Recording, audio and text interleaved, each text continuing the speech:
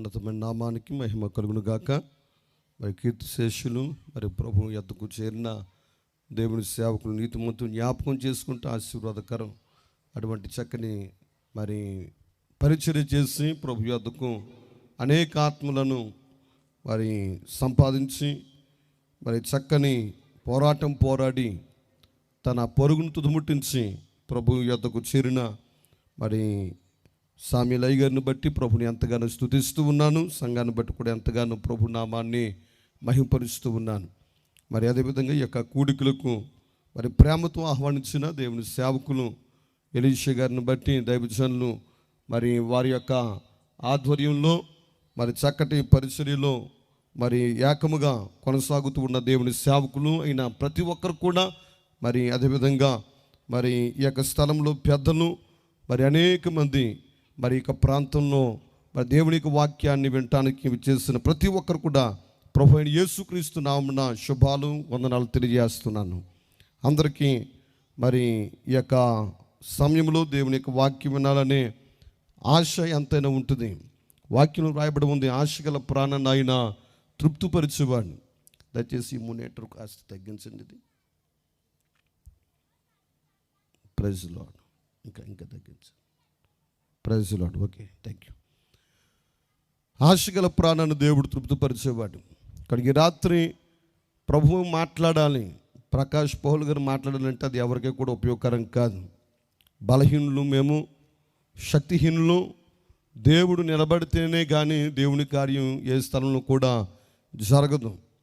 మరి అటువంటి మరి దేవుని యొక్క పక్షాన నిలబడిన మరి తన సేవకుని వాడుకోవాలని ప్రార్థనాపూర్వకంగా మరి మీరందరూ ఉన్నట్లయితే ఈ రాత్రి దేవుడు తప్పకుండా మనం అందరితో మాట్లాడగలరు. నమ్మిన వారి స్తోత్రాలు చెప్పండి, బిగ్గరగా స్తోత్రాలు చెబుదాం. హల్లెలూయా. మరి ఇక్కడ అనేక మంది దేవుని సేవకులు ఉన్నారు. మరి చక్కగా మరి వాక్యాన్ని అందించగలిగిన సామర్థ్యత ప్రభువు వారికి ఇచ్చారు. మరి వారందరిలో ఆ చలుపుని, వయసులో కూడా చిన్నవాడిని, అనుభవంలో కూడా చిన్నవాడిని అయినప్పటికీ దేవుని యొక్క మరి చిత్తం ఈ రాత్రి స్థలం ముందు నిలబడి ఉండాలి కనుక మరి ఉందని విశ్వాసం ఉంచుతూ దేవుని మీద ఆధారపడుతూ మరి వాక్యంలో మరి వాక్య పరిచయం చేయటానికి మరి ఈ రాత్రి నిలబడి ఉన్నాను. కనుక ఈ రాత్రి దేవుడే మనందరితో కూడా మాట్లాడాలి. ఈ రాత్రి పాటలు అందరూ కలిసి పాటలు పాడుతున్నప్పుడు దేవుని సంఘం ఇవ్వాలంటే భూమి మీద ఉండగానే పరలోక దర్శనాలు మనం చూడాలి. స్తోత్రాలు చెప్పండి. హల్లెలూయా, హల్లెలూయా. ప్రార్థన చేస్తున్నప్పుడు దేవుని సంఘం ఇవ్వాలంటే భూమి మీద ఉండగానే ఉన్నతమైన దర్శనాలు చూడాలి. చదువుకుందాం. పరిశుద్ధ గ్రంథంలో మనం చూసినప్పుడు ఆ యొక్క లోయలోనికి ఎస్కేల్ తీసుకెళ్ళినప్పుడు వాక్యంలో రాయబడి ఉంది. 2వ వచనానికి వద్దాం. ఎముకలు అనేకములు ఆ లోయలో కనబడెను, అవి కేవలము ఎండిపోయినవి. ఎముకలు ఏమయ్యాయంటండి? ఇవి అనేకమైన ఎముకలు ఆ లోయలో కనబడ్డాయి ఎస్కేలుకు. ఆ లోయలో ఉన్న ఎముకలు ఎలా ఉన్నాయంటే ఎండిపోయాయి.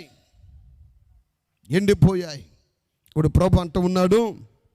చదువుకుందాం. 3వ వచనంకి వద్దాం. ఆయన నరపుత్రుడా, ఎండిపోని ఎముకలు బ్రతకగలవా అని అడుగగా, ప్రభువా యెహోవా అది నీకే తెలియనని నేనంటేని. దేవుని స్తోత్రాలు చెబుదామండి.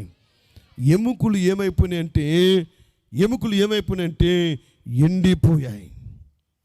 ఆడు ప్రభు అంటున్నాడంటే ఎస్కేలుతో, ఇవి మరలా బ్రతకగలవా అని అంటే ఇప్పుడు ఎస్కేలు అంటున్నాడు, ప్రభువా అది నీకే తెలియను. ఈ ఎండిపోయిన ఎముకలు దేనికి సాదృశ్యమో తెలుసా? ఇశ్రాయేలుకు సాదృశ్యము. ఈ యొక్క విషయాన్ని మనం చూసినప్పుడు మీకు చూపిస్తాను. 11వ వచనంలోకి వద్దాం. ఒకసారి 11వ వచనంలోకి వద్దాం. అప్పుడు ఆయన నాతో ఇట్లనెను, నరపుత్రుడా, ఈ ఎముకలు ఇశ్రాయేలీయులు అందరినీ సూచించుచున్నవి. దేవుని స్తోత్రాలు చెప్దామండి. 2 చేతుల పైకి ఎద్దాం ఒకసారి. హల్లెలూయా. ఈ ఎముకలు ఎవరంటండి? ఇశ్రాయేలీయులను సూచిస్తుంది. రెండు విషయాలు రాత్రి మీరు అర్థం చేసుకోవాలి. ఒకటి లోక సంబంధమైన ఇశ్రాయేలు లేక శరీర సంబంధమైన ఇశ్రాయేలు, రెండవదిగా ఆత్మ సంబంధమైన ఇశ్రాయేలు. ఈ ఎముకలు ఈ కడవర దినాల్లో ఎముకలు ఎవరో కాదు, నీవు నేనే. అదిగో ఇశ్రాయేలు దేశంలో ఉన్న ఇశ్రాయేలీలు వారు శరీర సంబంధమైన ఇశ్రాయేలు అయితే మనం ఎవరమంటే ఆత్మ సంబంధమైన పరలోకమునకు చేరే ఇశ్రాయేలీలు. మీరు ఎవరు అన్నట్టు నువ్వేమనాలి? నేను పలానా కులం వారు అండి కాదు, మనం ఎవరు? మనం ఇశ్రాయేలీలు. ఇశ్రాయేలు అనగా దేవునితోనూ మనుషునితోనూ పోరాడి గెలిచిన వారు. చివరి మాట ఎవరంటే గెలిచిన వారు. ఇశ్రాయేలు అనగా ఎవరండి? అందరూ చెప్పాలి ఈ మాట. ఇశ్రాయేలు అనగా గెలిచిన వారు. లోకాన్ని గెలవాలి, పాపాన్ని గెలవాలి, శాపాన్ని గెలవాలి. అంత మాత్రమే కాదు, శరీర సంబంధమైన మరణము కాదు కానీ ఆత్మ సంబంధమైన రెండో మరణాన్ని కూడా ఈనాడు దేవుడి సంఘమైన ఇశ్రాయేలు గెలవాలి. అందుకేనండి ఈ భక్తి, అందుకే ఈ కూడికలు, అందుకే ఈ ఖర్చు. కేకలు వేయడానికి కాదు, లేకపోతే ఏదో మ్యూజిక్ వాయించి ఏదో 3-2 దినాలు కూడికలు పెట్టుకుని వెళ్ళిపోవడానికి కాదు, పరలోకమునకు చేరటానికి. చాలా జాగ్రత్తగా గమనించండి. ఇశ్రాయేలు ఎవరంటే ప్రభు అంటున్నాడు, మరలా తిరిగి అవి బ్రతకగలవా అని ప్రభు అడిగాడు. రాత్రి మీరు జ్ఞాపకం చేసుకోనండి. ఇశ్రాయేలు దేశం మనకు తెలుసు. ఈ యొక్క 37వ అధ్యాయము ఎవరి గురించి రాయబడిందంటే ఆ ఇశ్రాయేలు గురించి రాయబడింది. మనము లేకపోతే కుడి ఉన్న మనము క్రీస్తు రక్తము ద్వారా క్రొత్త నిబంధన ఇశ్రాయేలము మన గురించి కూడా రాయబడి ఉంది. ఈనాడు మనం చూస్తే ఇశ్రాయేల్ హిట్లర్ పాలనలో, టైటస్ డొమినియా వీరి యొక్క పాలనలో భయంకరమైన హింసలు క్రైస్తవులకు వచ్చాయి, యూదులకు వచ్చాయి. ఆ యొక్క భయంకరమైన హింసలు ఎటువంటివంటే ఒక మనిషిని సజీవంగా ఉంచి ఒక కోడి చర్మాన్ని స్కిన్లెస్ ఏ విధంగా అయితే మనం తీస్తామో మరి ఆ యొక్క కోడి చర్మాన్ని ఒలిచినట్లుగా హిట్లర్ అనేవాడు ఏం చేస్తాడంటే ఆ యొక్క క్రైస్తవుడి చర్మమును అలా ఒలుస్తూ ఉంటే దానికి భయపడి అనేక దేశాలు యూదులు పారిపోయారండి. భయంకరమైన హింసలు వచ్చాయి. అనేక మంది యొక్క రాజులు, అనేక మంది యొక్క ఆలోచన అంటే ఇశ్రాయేల్ అనే పదము లేకుండా చేయాలి, ప్రపంచ పటంలో ఇశ్రాయేల్ లేకుండా చేయాలి. ఇశ్రాయేల్ ఎవరనగా దేవుడు ఏర్పాటు చేసుకున్న స్వాస్థ్యము. ఇశ్రాయేల్ ఎవరనగా దేవుడు నియమించుకున్న బిడ్డలు. ఇశ్రాయేల్ ఎవరనగా ఆయన స్వాస్థ్యము, ఆయన ప్రజలు, ఆయన గొర్రెలు ఇశ్రాయేలీలు. ఆ ఇశ్రాయేలును హతమార్చడానికి అప్పుడే కాదు, ఈరోజు 2021లో కూడా రష్యా వారు దాడి చేస్తున్నారంటే యుక్రెయిన్లో ఎంతమంది ఉన్నారో తెలుసా? ఇండియా వాళ్ళు పరిగెత్తుకుని వచ్చేసారు, పాకిస్తాన్ వాళ్ళు పరిగెత్తుకుని వెళ్ళిపోయారు, ఇరాన్ వారు వారి యొక్క పక్క కంట్రీకి వెళ్ళిపోయారు, అనేక మంది వెళ్ళిపోయారు. దాదాపుగా 2 లక్షల మంది ఆ యొక్క యుక్రెయిన్లో ఉండి ధైర్యంగా యుద్ధం చేస్తున్నారు. ఆ 2 లక్షల మంది ఎవరంటే యూదులు. అందుకేనండి ఈ మధ్య కాలంలోనే పోయిన వారంలో ఆ బెంజమిన్ ఇశ్రాయేల్ యొక్క మరి ఆ అధ్యక్షుడు ప్రపంచంలో ఎవరికి తెలియకుండా హఠాత్తుగా నేరుగా రష్యా ప్రధానమంత్రి లేక రష్యా అధ్యక్షుడు పుతిన్ దగ్గరికి వెళ్ళిపోయాడు. అమెరికా కూడా వెళ్ళడానికి ధైర్యమును చూపించలేదు, ఇండియా కూడా చూపించలేదండి. ఇండియాని అడుగుతూ ఉన్నాడు, జెలెన్స్కీని అడుగుతూ ఉన్నాడు. ఇండియా ఆ మోడీ గారిని అడిగాడు, వెళ్ళి మీరు ఏదో రకంగా శాంతికరమైన వాతావరణాన్ని కల్పించండి మరి అడుగుతుంటే ఇండియా ప్రధానమంత్రి ఎక్కడి నుంచే చెప్పాడు కానీ ఎవడు వెళ్ళలేదండి. కానీ ఇశ్రాయేలు ఎవరంటే ధైర్యము కలిగిన వారు. ఇశ్రాయేలు ఎవరంటే దేవుడి పక్షాన ఉన్నవారు. ఇశ్రాయేలు ఎవరంటే అదిగో దేవుడు ఏర్పాటు చేసుకున్న ఆయన సొత్తు. దేవుని స్తోత్రాలు చెబుదాం, 2 చేతుల పైకి స్తోత్రాలు చెబుదామండి. దేవుని యొక్క ఇవన్నీ ఎందుకు చెప్తున్నామంటే దేవుని యొక్క వాక్యము నెరవేర్చబడుతున్న దినాలకు వచ్చేస్తాం. ఇంకెంతకాలం నువ్వు నిద్రపోతాం? ఇశ్రాయేలును హిట్లర్, డెమోనియా, టైటస్ ఇటువంటి వారు అనేక మంది హింసిస్తుంటే ఒకనొక సంఘటన చెబుతూ ఉన్నాను. ఒక చెరువు లాంటి పెద్ద కొలను పెట్టి ఆ యొక్క కొలవలో ఒక నీరు వేస్తే నీరు పోవడానికి ఒక కాలువ లాంటిది కట్టించారంట. అటువంటి దాంట్లో చరిత్ర చెబుతుంది అనేక లక్షల మంది యూదులను ఆ యొక్క చెరువు లాంటి దాంట్లో పెట్టి యూదులు ప్రపంచంలో లేకుండా చేయాలి, దేవుని బిడ్డలు ప్రపంచంలో లేకుండా చేయాలి, యెహోవాను నమ్ముకున్న వారు ప్రపంచంలో లేకుండా చేయాలని చెప్పి అలనాడు చక్రవర్తులు ఆ యొక్క కొలనులో లేకపోతే ఆ యొక్క చెరువులో పెట్టి వారందరిని దంచుతూ ఉంటుంటే వారు చనిపోయిన తర్వాత ఇంకనూ వారిని నలుపుతూ ఉంటుంటే వారి రక్తము ఒక కాలవ వలె ప్రవహిస్తుంటే రాజులు చూసి సంతోషించేవారంటండి. అంత భయంకరమైన శ్రమలు వచ్చాయి ఎవరికంటే యూదులకు, ఇశ్రాయేలీలకు. ఆ శ్రమలకు ఇశ్రాయేలు ఏమైపోయారు తెలుసా?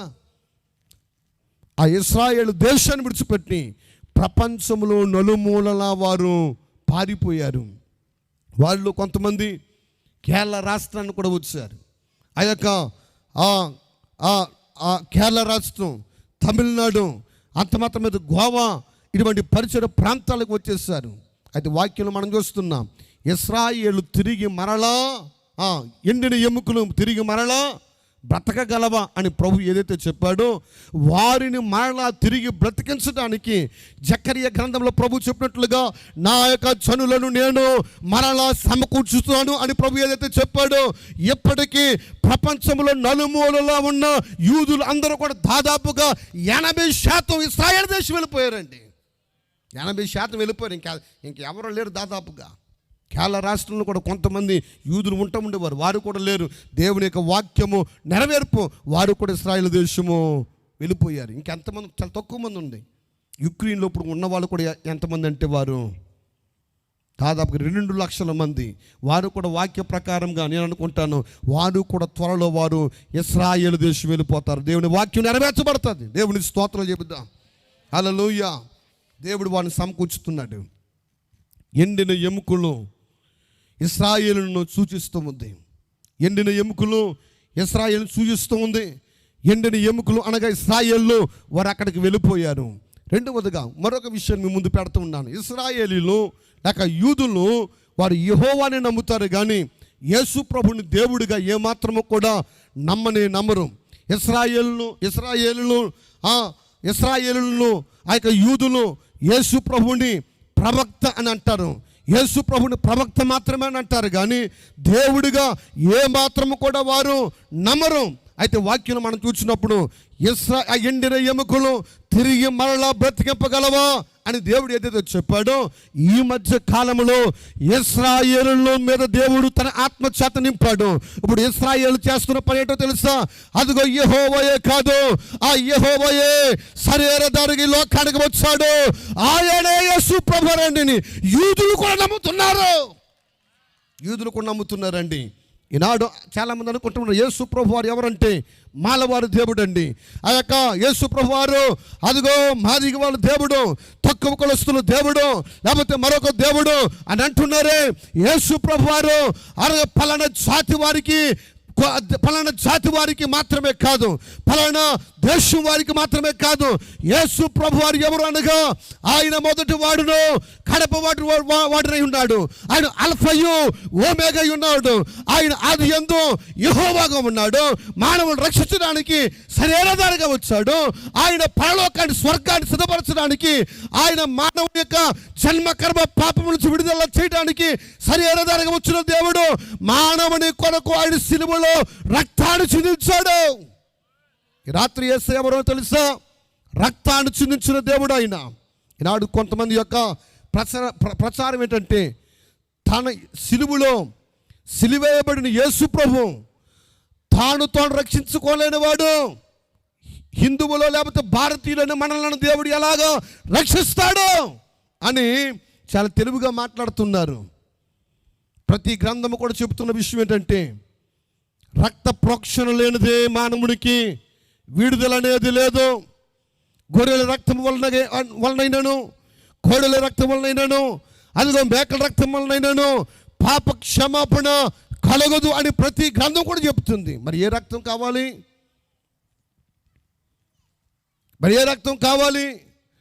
మానవుని యొక్క పాపము తొలగిపోవాలంటే భగవంతుని యొక్క రక్తమే కావాలి. అయితే ఆ భగవంతుడు ఎక్కడ ఉన్నాడు? అటువంటి రక్తము చిందించిన దేవుడు ఎక్కడైనా ఉన్నాడా? రక్తము త్రాగేవారు ఉన్నారండి ఈ లోకములో. రక్తము త్రాగేవారు ఉన్నారు. దేవతలు దేవుళ్ళు అనబడిన వారు రక్తమును త్రాగేవారు ఉన్నారు. ఇదిగో నీవు ఆ యొక్క మేకను ఇవ్వకపోతే నేను తీసుకువెళ్ళిపోతాను, లేకపోతే నేను పట్టుకెళ్ళిపోతాను, నేను తీసుకువెళ్ళిపోతాను, నాకు ఇష్టమయ్యింది, నేను తీసుకువెళ్ళిపోతానని చెప్పేవారు ఈనాడు కోట్ల మంది ఉన్నారు ఈ లోకములో. కానీ అదే మానవుని కొరకు రక్తమును చిందించిన వాడు ఈ లోకములో ఒకే ఒక్క దేవుడు, ఆయనే యేసు ప్రభువారు. స్తోత్రాలు చెబుదామండి, స్తోత్రాలు చెబుదాం బిగ్గరగా. ఆయనే యేసు ప్రభువారు. ఆయన ఆ దినాన్ని రక్తమును చిందించకపోకుండా తాను మేకులను ఆయన బయటికి లాక్కొని బయటికి వచ్చినట్లయితే ఈనాడు మనిషికి పాపము నుండి విమోచన వచ్చి ఉండేది కానే కాదు. నాడు చాలామంది అంటూ ఉన్నారు, ఆయన రక్షించుకోలేడు, మనల్ని ఎలా రక్షిస్తాడు? ఓ మూర్ఖ జనాంగమా, నన్ను రక్షించడానికే ఆ యొక్క దేవుడు, ఆ భగవంతుడు, ఆ కన్యక గర్భమున పుట్టినవాడు, అదిగో నిన్ను రక్షించడానికి తన ప్రాణాన్ని ఆయన పెట్టాడు. యుక్త కాలమందు ఆయన మన కొరకు ఆయన చనిపోయాడు. యవన బిడ్డలారా, యేసయ్య ఎప్పుడు చనిపోయాడు తెలుసా? యుక్త కాలంలో. Why he was still young. యుక్త కాలం, యవ్వన కాలంలో. చూడండి, సాతానికి ఎవరు కావాలంటే యవనస్తులే కావాలి, దేవుడికి కూడా ఎవరు కావాలంటే యవనస్తులే కావాలి. అందుకే ఈనాడు సాతానుడు అనేక మంది యవనస్తులు పాడైపోతూ ఉన్నారు. తల్లిదండ్రుల మాటలు వినకుండా త్రాగుతూ, తిరుగుతూ, చాటింగ్లు చేస్తూ, లేకపోతే అదిగో అక్రమ సంబంధాలు పెట్టుకుంటూ, దేవుని భయం లేకుండా, అదిగో తల్లిదండ్రుల భయం లేకుండా, అదిగో కోర్టులు కూడా ధిక్కరించి పోలీసు వారిని కూడా లెక్క చేయకుండా ఈనాడు ఆ యొక్క యవ్వనతనము పూర్తిగా పాడైపోయింది. యవ్వనస్తులకు ఒక మాదిరి కలిగిన దేవుడు ఒకే ఒక్కడు ఉన్నాడు. ఆయన ఎవరంటే యేసయ్య. తన యవ్వన కాలములో ఆయన చేసిన ఒక విలువైన పని ఏంటంటే నశించిపోతూ ఉన్న మానవును రక్షించడానికి తన రక్తమును యాగము చేసిన యవ్వన దేవుడు ఆయన. స్తోత్రాలు చెబుదామండి బిగ్గరగా. హల్లెలూయా. యవ్వన బిడ్డలారా, మన యవ్వన జీవితంలో దేవుని కొరకు ప్రయాసపడు. ఆయన రక్తాన్ని చిందించాడు. రక్తము కాదు, కనీసం రోజుకి కొద్దిగా నీవు చెమటైనా కాచు. సువార్త ప్రకటించే విషయంలో, పరిచయం చేసే విషయంలో, ప్రార్థించే విషయంలో, సంఘ క్షేమాభివృద్ధి కొరకు, నశించిపోతున్న వారి కొరకు, నీ స్నేహితులను రక్షించడానికి, నీ బంధువులను రక్షించడానికి, నీ గ్రామాన్ని రక్షించడానికి అనేక మంది యవ్వన భక్తులు, యేషోపు ఏ విధంగా ఉన్నాడు, ఇస్సాకు ఏ విధంగా ఉన్నాడు, ఏక భక్తులు పిల్లల బైబిల్ గ్రంథంలో చూసినప్పుడు అనేక మంది యవనస్తులు, శద్రకు, మేషకు, అబేద్నెగో, వీరు కూడా ఎవరంటే యవనస్తులు. దానియేలు కూడా ఎవరంటే యవనస్తులు. యవ్వన కాలంలో వారు ప్రభువు కొరకు రోషము కలిగి బ్రతికిన వారండి. ఈ యొక్క రాత్రికాల సమయంలో ఓ యవ్వన బిడ్డ, ప్రభు కొరకు బ్రతుకు, ప్రభు కొరకు జీవించు, ప్రభు కొరకు నీ జీవితాన్ని సమర్పించుకో. రేపు ఎల్లుండని నీ రక్షణ వాయిదాలు వేయకు. ఇదే అనుకూలమైన సమయం, ఇదే రక్షణ దినం. రానున్నవాడు పెండ్లి కుమారుడని యేసు ప్రభువారు, రక్షకుడని యేసు ప్రభువారు, అదిగో పెండ్లి వధువును తీసుకుని పోవడానికి ఆయన త్వరగా రాబోతున్నాడండి. స్తోత్రాలు చెబుదామండి. హల్లెలూయా, హల్లెలూయా, హల్లెలూయా. ఎండిపోయిన ఎముకలు తిరిగి మరలా బ్రతికింపగలవా? ఈనాడు యూదులు, ఇశ్రాయేలులో ఎండిపోయారు. వారు ధర్మశాస్త్రాన్ని బట్టి వారు ఎండిపోయారు. అదిగో నిజమైన దేవుని యొద్దకు రాకుండా వారు ఎండిపోయారు. సత్యము నుండి సర్వసత్యము, యెహోవా అనబడిన దేవుడు వాళ్ళకి తెలుసు సత్యం. కానీ ఇప్పుడు వారి సత్యం నుంచి ఇప్పుడు దేంట్లోకి వచ్చారంటే వారు సర్వసత్యము, ఆ యెహోవాయే శరీరధారిగా ఈ లోకానికి వచ్చిన దేవుడు. సర్వసత్యంలోనికి వచ్చి ఇప్పుడు అనేక మంది యూదులు కూడా ఏమవుతున్నారు తెలుసా? యేసు ప్రభు దేవుడని అంగీకరించి ఆయన నామమున బాప్తిసం పొందుకుంటున్నారు. స్తోత్రాలు చెబుదాం. హల్లెలూయా. ఇప్పుడు ఎండిపోయిన ఎముకలు తిరిగి ఏమవుతున్నాయంటే బ్రతికించబడుతూ ఉన్నాయి.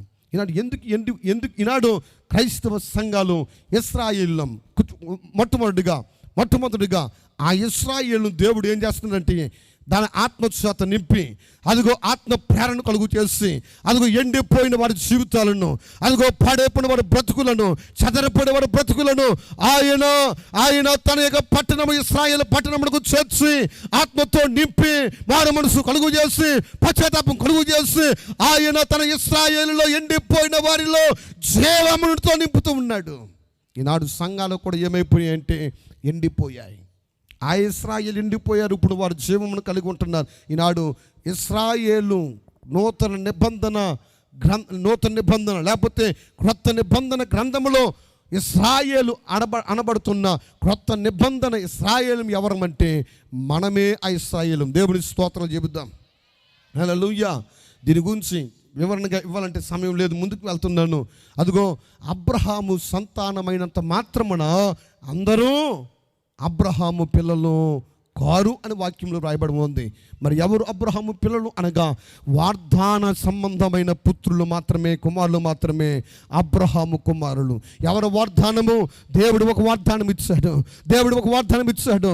అదిగో నా యొక్క కుమారుల మీదకి, అదిగో నా యొక్క కుమార్తెల మీదకి నా ఆత్మచేత నేను నింపుతాను. ఎవడైతే నా యందు విశ్వాసం ఉంచుతాడో వాడు నిత్య జీవమునకు వారసుడు. యూదుడు మాత్రమని లేదు, గ్రీకు దేశస్తుని లేదు, అదిగో పల్లం దేశస్తుని లేదు, ఎందరూ ఆయన యందు విశ్వాసం ఉంచుతారు. ఈ రాత్రి మనమందరము కూడా యేసు యందు విశ్వాసం ఉంచాం.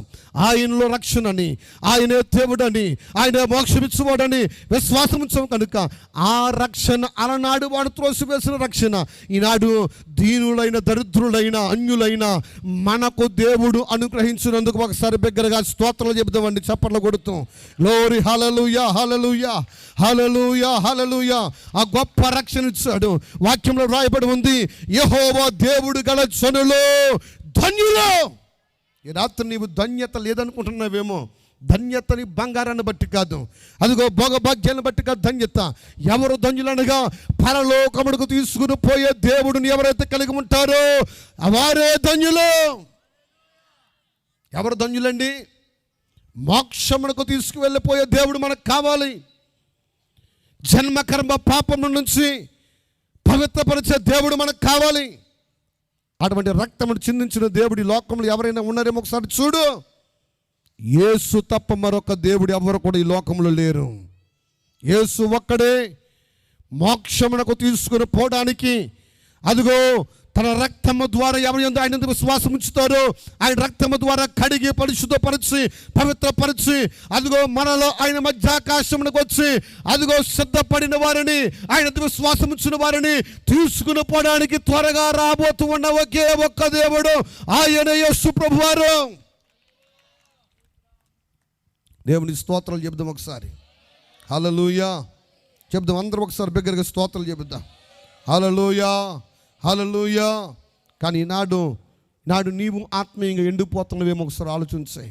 యెహెజ్కేలు గ్రంథం త్వరగా వెళ్దాం. త్వరగా అనేకమైన విషయాలు ఉన్నాయి, కానీ సమయం అవుతుంది కనుక త్వరగా నేను ముగించాలని ఆశపడుతూ ఉన్నాను. 17వ అధ్యాయము 3వ వచనం చదవండి. మొట్టమొదటిగా యెహెజ్కేలు గ్రంథం 17వ అధ్యాయము 3వ వచనం చదువుతాం. ఎందుకు ఈనాడు ఎండిపోతూ ఉన్నాం? దేవుడు ఒక ఉపమాన రీతిగా ఇశ్రాయేలును గూర్చి, అది యెహెజ్కేలు ప్రవక్తకు ఆ ఎండిన స్థితిని గూర్చి యెహెజ్కేలుకు దేవుడు తెలియజేశాడు.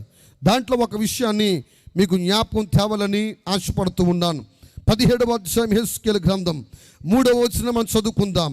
నానా విధములకు విచిత్ర వర్ణములు గల రెక్కలను, ఈకిలను, పొడుగైన పెద్ద రెక్కల గల యొక్క గొప్ప పక్షి రాజు లెబానోను పర్వతమునకు వచ్చి ఒక దేవదారు వృక్షపు పై కొమ్మను పట్టుకొనెను. సరిపోతుంది. ఒక గొప్ప పెద్ద రెక్కల గల ఒక పక్షిరాజు వచ్చి లెబానోను పర్వతం మీద ఉన్న ఒక చెట్టు ఉంది. ఆ చెట్టుకు ఎంతో ప్రాధాన్యత ఉంది. పిల్లల వాక్యంలో మనం చూస్తూ ఉన్నప్పుడు అదిగో ఆ దేవదారు వృక్షము, అదిగో ఎంతో విస్తారముగా ఎదిగి ఫలించింది. అటువంటి దేవదారు వృక్షం మీద వాలిందంటండి. ఏంటి? ఈ పక్షిరాజు దేవదారు వృక్షం మీద వాలి అక్కడ ఉన్న ఒక చిగురాకులను తీసుకుని వెళ్ళి ఆ దేశంలో ఉన్న కొన్ని పండ్లను తీసుకుని వెళ్ళి అదిగో ఒక చోటకి వెళ్ళి వాక్యంలో వ్రాయబడి ఉంది, చదువుకుందాం పిల్లరా. 5వ వచనంలో చూస్తే, మరియు ఆ దేశము విత్తనములలో కొన్ని తీసుకుని పోయి గన్నేరు చెట్టును నాటినట్లుగా విస్తారముగా పారు నీరు కలిగి బాగుగా సేద్యపరచబడిన భూమిలో దాని నాటెను. అది ఏమైందంటే చిగిర్చి పైకి పెరుగుక విశాలముగా కొమ్మలతో అల్లుకొని గొప్ప ద్రాక్షావళి ఆయను. దాని కొమ్మలు ఆ పక్షిరాజు వైపున అల్లుచుండెను, దాని వేలు క్రిందకు తన్నుచుండెను. అలాగున ఆ ద్రాక్ష చెట్టు సాకులుగా వర్ధిల్లి రెమ్మలు వేసెను. దేవుని స్తోత్రాలు చెబుతామండి. ఈ దేవదారు వృక్షం మీద ఉన్న ఆ యొక్క పక్షిరాజు ఏదైతే ఉందో కొన్ని విత్తనములను తీసుకుని వెళ్ళి ఒక చోట మంచి భూమి గల మంచి నేల కలిగిన చోట, నీరు పారులుగా ప్రవహిస్తున్న చోట వేయగా ఆ యొక్క విత్తనములు వెళ్ళి అక్కడ పడగా అక్కడ ఏమైందంటే ఆ యొక్క విత్తనములను బట్టి అదిగో చక్కటి చెట్లు మొలుచాయండి. చక్కటి చెట్లు, ద్రాక్ష చెట్లు అదిగో మొలుచాయి. అవి చక్కగా ఎదిగాయండి. ఆ యొక్క వేరు లోపలికి తన్నింది. అదిగో ఆ చెట్టు ఎదుగుతుంది. అది విస్తారముగా దాని కొమ్మలు విరజిమ్ముతూ ఉన్నాయి. వాక్యంలో రాయబడి ఉంది. ఒక చక్కని మాట అక్కడ పరిశుద్ధాత్ముడు రాయించాడు. ఆ యొక్క ద్రాక్ష చెట్టు సాకులుగా వర్ధిల్లి రెమ్మలు వేసెను. ఎలా వేసేయంటండి? అవి శాఖోపశాఖలుగా అవి విస్తరించి రెమ్మలు వేసిన ద్రాక్ష చెట్టు. కారణం ఏంటంటే వాక్యం సెలవిస్తుంది, దాని వేళ్ళు క్రిందకి తన్నుచూ ఉండెను. ఈ చెట్టు ఏమైందంటే చక్కగా ఫలించింది. అదిగో శాఖలుగా విస్తరించింది. అంత మాత్రమే కాదండి, అది రెమ్మలు విరిసెను అనగా ఎంతో ఫలింపు. కానీ అదే సమయంలో మరొక పక్షిరాజు వచ్చి ఆ యొక్క లెబానోను పర్వతం మీదకి వెళ్ళి ఆ దేవదారు ఆ యొక్క చెట్టు మీదకి వెళ్ళి ఆ చిగురాకులను తీసి ఒక మంచి నేలలో అది వేయగా అక్కడ నీరు ప్రవహిస్తుంది. నీరు ఉంది, అది కూడా మంచి నేలే. అక్కడ కూడా నీరు ఉంది, అక్కడ కూడా సమృద్ధి ఉంది. అటువంటి నేలలో వేయగా ఆ చెట్టు ఎదుగుతూ ఉంది. కానీ వాక్యంలో రాయబడి ఉంది. ఆ మాటలను నేను చూపిస్తాను. 7వ అధ్యాయము క్షమించండి, ఆ 17వ అధ్యాయం 7వ వచనంలో మనం చూస్తే చివరి భాగం సమయం అవుతుంది. ఆ పక్షిరాజు తనకు నీరు కట్టవలనని తన పాదుల కాలములో నుండి అది ఆ పక్షి తట్టు తన వేలను త్రిప్పి. అందరు గమనించండి. మొదటి పక్షిరాజు ఏ నేలలో అయితే వేసిందో ఆ యొక్క విత్తనాలు, ఆ యొక్క ద్రాక్ష చెట్టు వేరులు ఆ యొక్క నేల లోతులోనికి వేరులు ఏమవుతున్నాయంటే నేల కిందకి వెళుతున్నాయి. కానీ రెండోది ఉంది, ఈ పక్షిరాజు వేసిన ఆ విత్తనాలు అది కూడా ఎదిగింది. కానీ దాని యొక్క వేర్లు ఎవరి వైపు ఉన్నాయంటండి?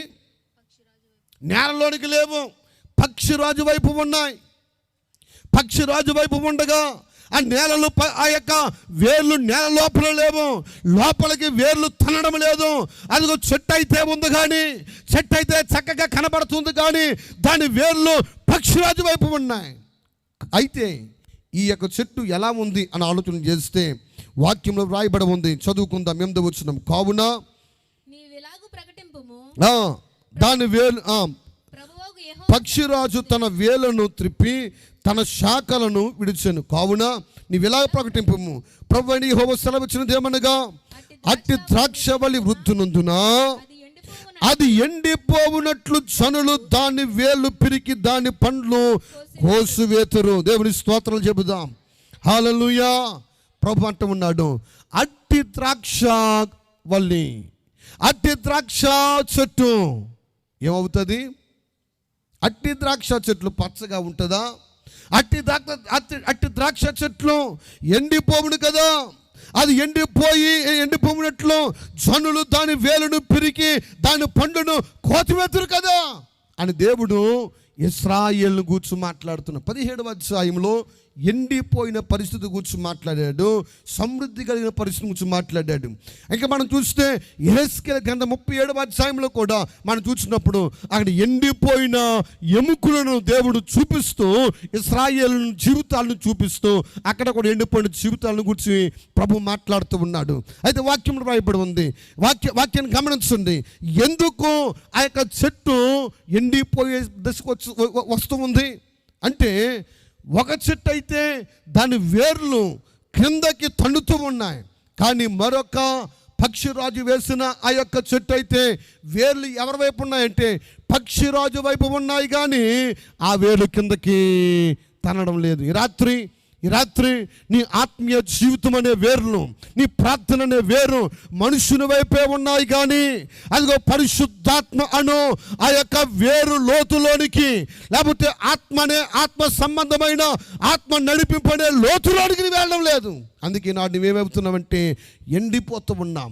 పూర్వకాలంలో ఆత్మ కూడుకులు ఉండేవి. అదిగో విశ్వాసులు ఆత్మీయ జీవితంలో అదిగో లోతులోనికి, అదిగో ఆ యొక్క నేల సంఘం అనే నేల, వాక్యం అనే నేల, పరిశుద్ధాత్మ అనే నేలలో వారు ఉంటుండగా వారికి ఆత్మీయ జీవితాలు అనే వేర్లు దినదినానికి లోతులోనికి వెళ్ళే కనుక ఆత్మీయంగా వారు ఎంతగానో ఫలిస్తూ ఉండేవారు. స్తోత్రాలు చెప్పండి. కానీ నేటి సంఘాలు ఎండిపోతూ ఉన్నాయి. నేటి విశ్వాస జీవితాల్లో ఎండిపోయిన స్థితిలో ఉన్నాయి.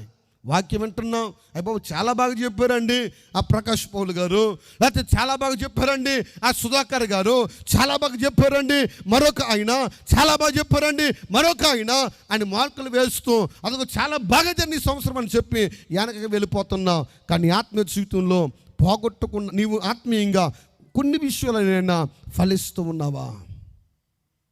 ఎండిపోయింది నీ జీవితం. ప్రార్థన లేక ఎండిపోయింది, విశ్వాసం లేక ఎండిపోయింది, వాక్యానుసారంగా జీవించగా నువ్వు ఎండిపోయావు.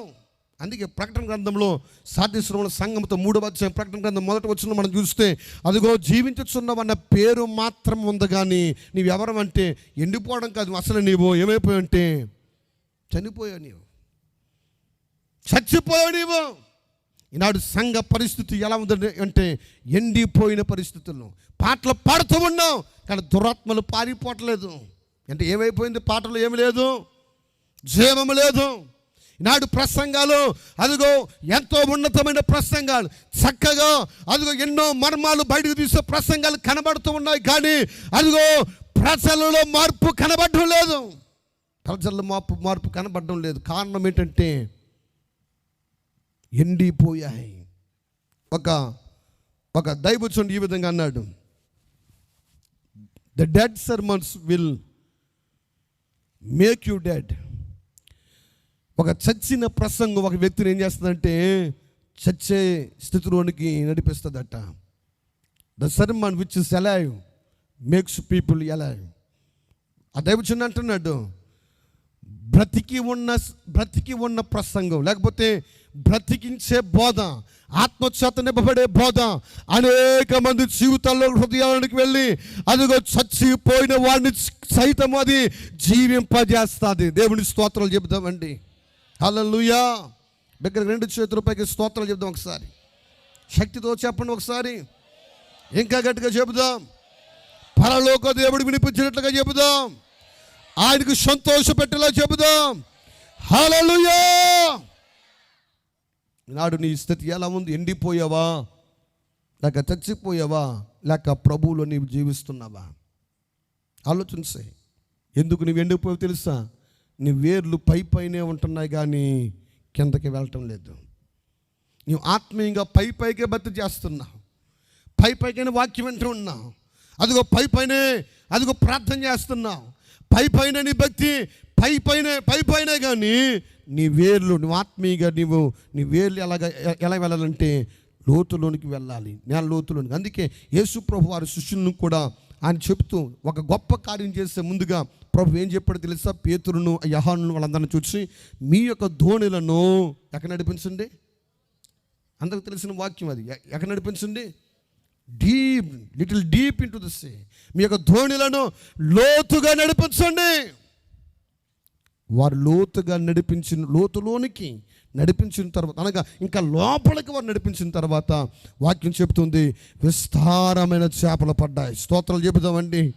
అదిగో నీ ఆత్మీయ జీవితంలో కూడా ఇహలోక సంబంధమైన ఆశీర్వాదమైన పరలోక సంబంధమైన ఆశీర్వాదం నీకు కావాలన్నా, ఏ ఆశీర్వాదం దేవుడు నీ పట్ల నీ మీద కొమ్మరించాలన్నా, అద్భుతాలు నీ జీవితంలో చేయాలంటే, ఆశ్చర్యకార్యాలు నీ జీవితంలో చూడాలంటే, విస్తారమైన చేపల వంటి దీవెనలు నీ మీద, నీ కుటుంబం మీద, నీ సంఘం మీద రావాలి అంటే ఈ కడవరి దినాలలో నీ యొక్క ఆత్మీయ జీవితం అనే వేరు లోతులోనికి వెళ్ళాలి. లోతులోనికి వెళ్ళాలి. పైన భక్తి వద్దు, వేషధారణ భక్తి వద్దు. ఎంతకాలం వేషధారణ? ఎంతకాలం మారుస్తుంది నీ యొక్క స్వరం? పైకి తన స్వరము చూస్తే ఎలా ఉందంటే యాసావు స్వరము, తడిమి చూస్తే అది ఎలా ఉందంటే యాకోబు. ఈ రాత్రి ఆలోచించాయి. అదే యాకోబు దేవుని దగ్గరికి వచ్చారు. అప్పుడు వరకు వేషంతో బ్రతికాడండి యాకోబు. అప్పుడు వరకు వేషం మార్చుకుంటూ బ్రతికాడు. వేషం మార్చుకుంటేనే ఆశీర్వాదం కూడా పొందేసుకున్నాడు. వేషం మార్చుకుంటేనే అదిగో ఆ యొక్క వృద్ధాప్యంలో ఉన్న ఆ యొక్క తన తండ్రి దగ్గర దీవెని కూడా పొందేసుకున్నాడు. కానీ ఒక విషయం చెప్తున్నాను, నెమ్మది ఉందా? ఇంటి దగ్గర ఉండగలిగాడా? ఏమైపోయాడు? అమ్మ అంటుంది రెబ్బకా. చాలామంది రెబ్బకా కలిగిన వారు ఉంటారు. వాస్తవానికి రెబ్బకా వాక్యంలో చూసినప్పుడు రెబ్బకాను కూర్చి వాక్యం చెప్తుంది ఆమె మిక్కిలి చక్కనిది. రెబ్బకాలు ఎవరైనా ఉన్న చేతులు పైకెత్తండి. రెబ్బకాలు ఓకే ఓకే ఓకే. మొదట రెబ్బకా ఎలాగుందంటే ఆమె మిక్కిలి చక్కనిది. కానీ వాస్తవానికి తన యొక్క తరువాత పిల్లలను కనిన తర్వాత, వాళ్ళు పెద్దవాళ్ళు అయిన తర్వాత, దాదాపుగా వృద్ధాప్యం వస్తున్న దశలోనికి వచ్చినప్పుడు రెబ్బకా తీసుకున్న ఆ యొక్క చిన్న నిర్ణయాన్ని, తప్పుడు నిర్ణయాన్ని బట్టి ఇస్సాకు జీవితంలో అనేక సంవత్సరాలు నెమ్మది లేకుండా అయిపోయింది. పిల్లారా, దేవుని బిడ్డలారా, ఒక తండ్రిగా, ఒక తల్లిగా నీవు ఈ యొక్క ప్రాంతంలో నీవు ఉన్నావేమో, నీ బిడ్డలను కూర్చి నీవు తీసుకుంటున్న నిర్ణయము అదొక ప్రారంభంలో సరిగ్గా ఉంది, కానీ నేడు దినాల్లో సరిగ్గా లేదేమో ఒకసారి ఆలోచించే. నీవు తీసుకున్న నిర్ణయము నీ బిడ్డలు అదిగో అనేక సంవత్సరాలు నెమ్మది లేకుండా అయిపోతున్నారు. అదిగో అనేక సంవత్సరాలు నీవు తీసుకున్న నిర్ణయాన్ని బట్టి పర్వాలేదు మీరు ఇంటికాడ ఉండండి, మేము మందిరానికి వెళ్ళి వస్తాం, పర్వాలేదు మీరు ఇలాగే ఉండండి, అదిగో మమ్మల్ని అయితే పాస్టర్ గారు ఈ విధంగా ఉంటే అంగీకరించిన కనుక మేము ఇలాగ ఉంటున్నాం, కానీ మీరు ఇలా కాదు, ఇంకా ఎలా బ్రతుకుతారు మీరు బ్రతకండి అని వారి ఇష్టానికి వదిలేస్తున్న తల్లిదండ్రులు కూడా ఉంటూ ఉన్నారు. లేదు, ఈనాడు మొదట నువ్వు ఎలా ఉన్నావో ఆ కారణం కూడా నువ్వు అలాగే ఉండాలి. రెబ్బకా మొదట మిక్కిలి చక్కనిది. కానీ అదే రెబ్బకా ఏమందో తెలుసా? అరే బాబు, ఆ శాపం మీద నేను పడతాను, నీవు వెళ్ళి ఈ యొక్క ఆహారాన్ని మీ యొక్క తండ్రికి ఇచ్చి ఆశీర్వాదం పొందేసుకొని మంచి డైరెక్షన్ ఇచ్చింది. అప్పటికే యాకోబు భక్తి కలిగిన వాడండి. వాస్తవానికి యాకోబును ప్రేమించుతుని చెప్పండి, తర్వాత యాషావుని ద్వేషించుతుని. ఈ మాట ఎందుకు ప్రభు అన్నాడో తెలుసా? యాకోబు మోసగాడే, యాకోబు తన తండ్రిని మోసం చేసిన వాడే, యాకోబు అదిగో అటువంటి స్వభావం కలిగిన వాడే. కానీ ఒక విషయం చెప్తున్నాను, యాకోబుకు దేవుని భయం ఉందండి. ఏముందో తెలుసా? ఏముందండి? ఈ రాత్రి దేవుని భయం ఉందా నీకు? దావీదు అంటాడు, నేను కూర్చునుట, నేను లేచుట, నేను పరుండుట ఆయన ఏం చేస్తున్నాడంటే చూస్తూ ఉన్నాడు. స్తోత్రాలు చెప్పండి. ఈ రాత్రి దేవుని భయం నీకు ఉందలేదు ఒకసారి ఆలోచించే. యాకోబు దేవుని భయం కలిగిన వాడు, యాకోబు దేవునికి భయపడుతున్నవాడు అంటున్నాడు, అమ్మా నేను చేయనమ్మా, ఈ ఆశీర్వాదం పొద్దుగా శాపం వస్తుంది, అదిగో పరలోకము తండ్రి నేను అదిగో ఆయన దృష్టికి నేను విరోధులైపోతానేమో అని అంటే, అదిగో రెబ్బకా అంటుంది, లేదు ఆ శాపం మీద నా మీదకి వచ్చునుగా. కానీ వెళ్ళనంటే ఇంకా ఏమీ చెప్పకుండా తల్లి మాట వినాలి కనుక యాకోబు ఏం చేసినట్టు లేచి వెళ్ళి ఏం పొందుకున్నాడండి? ఆశీర్వాదం పొందేసుకున్నాడు, వెళ్ళిపోయాడు. ఇప్పుడు అన్న వస్తే యాషావు ఏం చేస్తాడు చెప్పండి? ఏం చేస్తాడు? చంపేస్తాడు. కనుక రేపుగా చెబుతుంది, మనకు ఆ యొక్క మిద్యానీయులో ఉన్న లాభాను దగ్గరికి వెళ్ళిపో, అక్కడికి క్షేమంగా ఉంటామని చెప్పి అక్కడికి పంపించేసిందండి. ఎవరంటే రెబ్కా. గమనించండి, యాకోబు జీవితంలో అనేక సంవత్సరాలు నెమ్మది లేకుండా అయిపోయింది.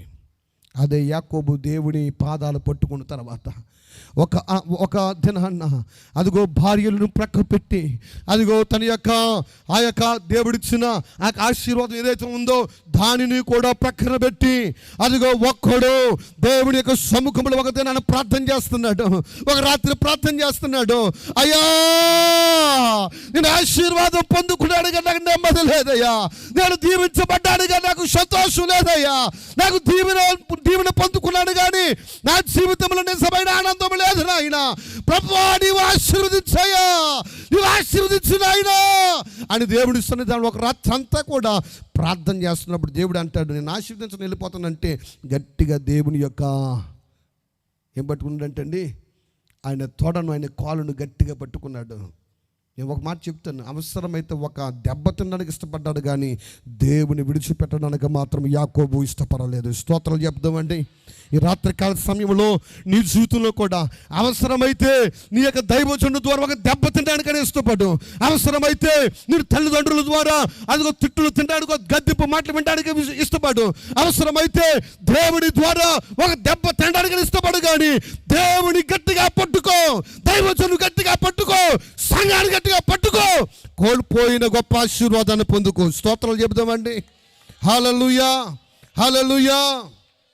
యాకోబు ఆశీర్వాదాన్ని పొందుకుని ఒక్కసారి దేవుడు ఆశీర్వదించిన తర్వాత ప్రభు అంటున్నాడు, నీ పేరిక యాకోబు కాదురా, నీ పేరిక ఇశ్రాయేలు. స్తోత్రాలు చెబుదామండి.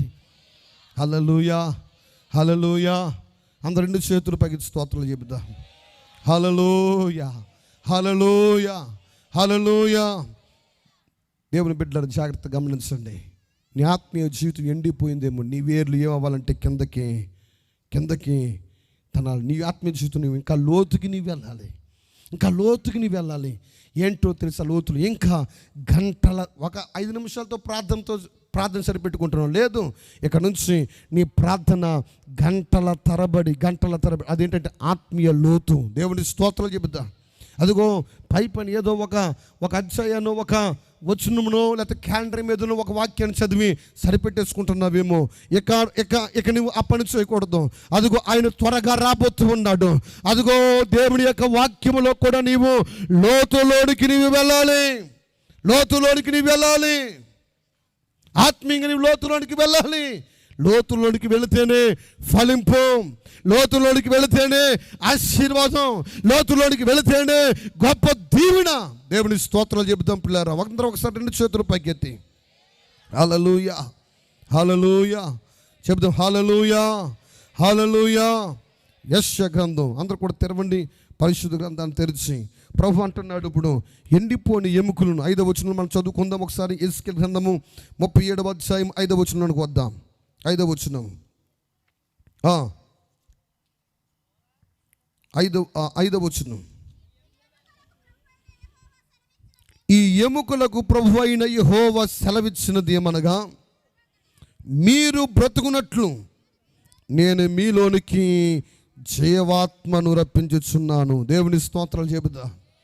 ఈ రాత్రి దేవుడిస్తున్న వాగ్దానం ఏంటో తెలుసా? ఒకవేళ నీవు ఎండిపోయేవేమో, నిజమైన దేవుడు లేకుండా నీ యొక్క జీవితం ఎండిపోయిందేమో, అప్పులను బట్టో, కష్టాలను బట్టో, శ్రమలను బట్టో, ఇబ్బందులను బట్టో ఎన్నో తీర్థయాత్రలు చేస్తున్నావు, ఎన్నో చోట్లకి వెళుతూ ఉన్నావు, ఎన్నో మొక్కుబడులు నువ్వు మొక్కుతూ ఉన్నావు, ఎన్నో దేవతలను బడిన వారికి ఎంతో ఎంతో ఎంతో ఎంతో ఖర్చు పెడుతూ ఉన్నావు. కానీ నీ జీవితము, నీ వ్యాపారము, నీ యొక్క కుటుంబము, నీ యొక్క భార్య, నీ యొక్క పిల్లలు ఎండిపోయినట్టుగా ఉన్నదేమో.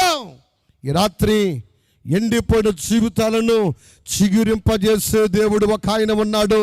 ఆయనే యేసుక్రీస్తు వారు. ఈ రాత్రి ఆయనే ప్రకటించబడుతూ ఉన్నాడు. ఈ రాత్రి ఆయన యొద్దకు వచ్చినట్లయితే ఆయన అంటున్నాడు, ఎండిపోయిన నీలోనికి జీవాత్మతో ఆయన బలనాశపడుతున్నాడు. స్తోత్రాలు చెబుదామండి. హల్లెలూయా. దేవుని బిడ్డ, ఈ రాత్రి నీవు కూడా, ఈ యొక్క కూడికలో ఉన్న నీవు కూడా వాస్తవానికి దేవుని స్తుతిస్తూ ఉన్నావు, మందిరానికి వస్తూ వెళ్తూ ఉన్నావు, పాటలు పాడుతూ ఉన్నావు, కానుకలు ఇస్తూ ఉన్నావు, ప్రార్థన చేస్తూ ఉన్నావు, వాక్యం చదువుతూ ఉన్నావు, ఎన్నెన్నో కార్యాలు చేస్తూ ఉన్నావు. కానీ ఏంటో నీ జీవితంలో ఎండిపోయిన జీవితం వల్లే ఉందేమో. ఎక్కడో నీ ఆత్మీయ జీవితంలో నెమ్మది లేకుండా, ఎలుతుగా, ఎక్కడో నీ జీవితంలో కొదువుగా నీ ఉందేమో. కారణం ఏంటంటే నీవు ఎండిపోయేవేమో ఒకసారి ఆలోచించే. ఈ రాత్రి దేవుడు ఇస్తున్న గొప్ప వాగ్దానం ఏంటో తెలుసా?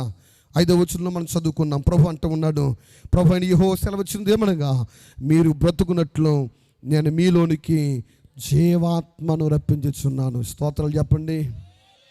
ఏ ఆత్మ అంటే ఇది? ఆదికాండంలో చూస్తే, ఆదికాండం 2వ అధ్యాయము 7వ వచనంలో చూస్తే వాక్యం సెలవిస్తుంది, జీవాత్మను ఆయన ఊదగా. ఎవరిలోనికండి? నరుల్లోనికి జీవాత్మను ఊదగా అప్పుడు జీవాత్మ ఆయను. దేవుని స్తోత్రాలు చెబుదా. దేవుడు ఆది యందు ఆదాము అవ్వలను, దేవుడు ఆది యందు మొదట పురుషుడైన ఆదామును తయారు చేసిన తర్వాత ఒక మట్టితో జిగట మన్నుతో ఆయన తయారు చేసి అక్కడ ఆ యొక్క అవయవాలను కలుగు చేసి ఆ నాసిక రంధ్రం ముక్కులో, లేకపోతే ఆ నాసిక రంధ్రంలో ఆయన జీవాత్మను ఊదగా ఏమయ్యాడంట? అప్పుడు వరకు మనిషి కదలట్లేదు, అప్పుడు వరకు మనిషి చూడట్లేదు, అప్పుడు వరకు మనిషి వాసన పీల్చట్లేదు, అప్పుడు వరకు మనిషి అదిగో ఏ పని కూడా చేయడం లేదు. కానీ వాక్యంలో మనం చూస్తున్నప్పుడు జీవాత్మను ఊదగానే నరునికి ఏమొచ్చిందంటే జీవాత్మ ఆయను. అందుకే చూడండి, ఎవరైనా ఒక వ్యక్తి చనిపోతే మనిషి ఆ యొక్క బాడీ, ఆ భౌతిక దేహం అక్కడే ఉన్నప్పటికీ ఆ మనిషిని ఏమంటారంటే పోయేడురా అంటారు. ఏమంటారండి? అందరూ చెప్పండి, ఏమంటారు? ఉన్నాడంటారా? ఒక ఆవిడ అంటుంది, అప్పుడే వెళ్ళిపోయావా బాబా అని ఏడుస్తుందండి. బాడీ అక్కడే ఉంది కదా, ఎందుకు పోయాడు అని అంటున్నారు?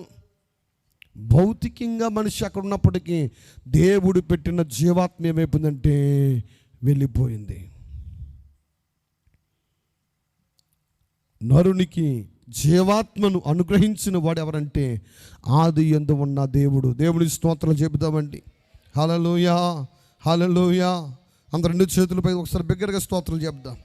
హల్లెలూయా, హల్లెలూయా. అయితే మానవుడికి ఈనాడు చాలా అకాల మరణాలు మనం చూస్తున్నాం. అకాలంగా చనిపోతూ ఉన్నారు, ఆకస్మిక మరణాలు వస్తున్నాయి. పిల్లరా, ఎందుకు వస్తున్నాయో మరి ఒక విషయం జ్ఞాపకం చేస్తాను. యెషయా గ్రంథము 57వ అధ్యాయము 16వ వచనం మనం చదువుకుందాం. యెషయా గ్రంథము 57వ అధ్యాయము 16వ వచనం. నేను నిత్యము పోరాడువాడను కాను. ప్రభు అంటూ ఉన్నాడు, ఆ సృష్టికర్త అయిన దేవుడు అంటూ ఉన్నాడు. ఆ ప్రభు అంటున్న మాట ఏంటంటే నిత్యము ఎల్లప్పుడూ పోరాడువాడును కాను, ఎల్లప్పుడూ కూడా నేను కోపించువాడును కాను. అలాగూ ఉండిన ఎడల ఎవరి మూలముగానండి? నా మూలముగా జీవాత్మ క్షీణించును. దేవుని స్తోత్రం చెబుదా. యేసయ్య కానీ లేకపోతే ఆ దేవుడు కానీ ఒక్కసారి కానీ ఆయన కోపించినట్లయితే జీవాత్మ ఏమవుతుందంటే క్షీణించిపోతుంది. అందుకే భక్తుడు అంటాడు, యెహోవా చేతిలో పడుట ఏంటంటండి బహుభయంకరం అంట. ఆయన చేతిలో పడుట బహుభయంకరం. జాగ్రత్త. అయితే ఆ జీవాత్మతో దేవుడు నింపుతాను అంటున్నాడు.